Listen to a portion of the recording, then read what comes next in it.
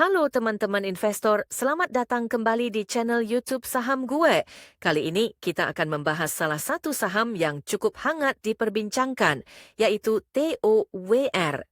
Apa yang sebenarnya terjadi menjelang HMETD dan bagaimana prospeknya setelah rights issue selesai? Simak analisa lengkapnya hanya di video ini. Kita mulai dengan fakta utama. TOWR mengumumkan rights issue pada 29 Oktober 2024 dengan target dana sebesar 4,5 triliun, di mana harga pelaksanaan ditetapkan pada Rp900 per saham. Namun, sesuatu yang menarik terjadi. Setelah pengumuman ini, harga sahamnya justru turun dari 785 hingga ke level 705 saat ini. Apa yang menyebabkan ini?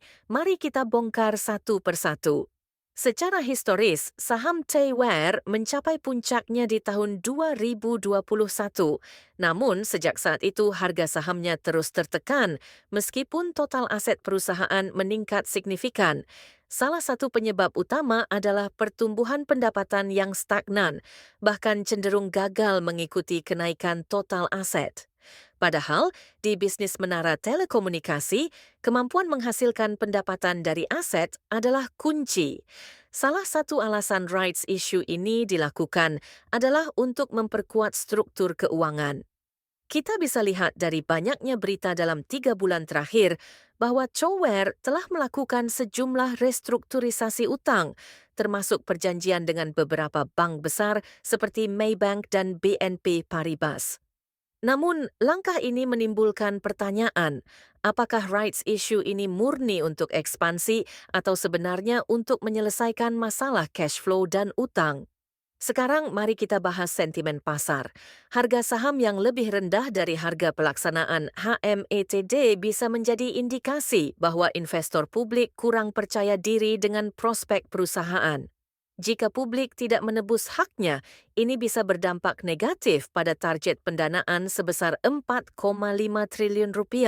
Namun, ada kabar baik. Pemegang saham pengendali dikabarkan berkomitmen penuh untuk menebus rights issue ini.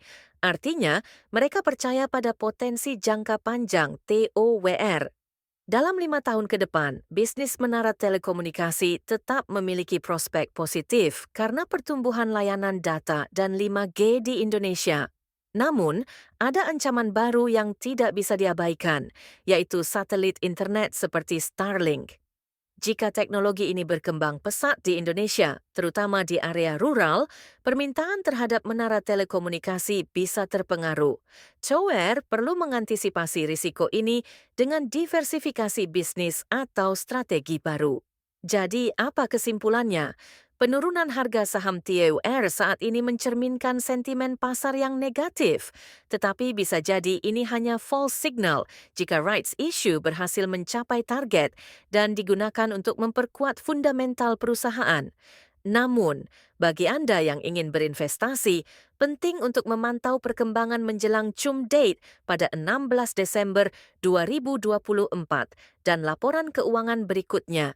Jika ada indikasi peningkatan kinerja dan sentimen yang membaik, TOWR bisa menjadi peluang investasi menarik di harga diskon. Bagaimana menurut kalian? Apakah kalian optimis dengan prospek TOWR atau justru melihat risiko yang lebih besar? Tulis pendapat kalian di kolom komentar. Jangan lupa like, subscribe, dan nyalakan lonceng notifikasi untuk mendapatkan analisa saham terbaru dari kami. Sampai jumpa di video berikutnya.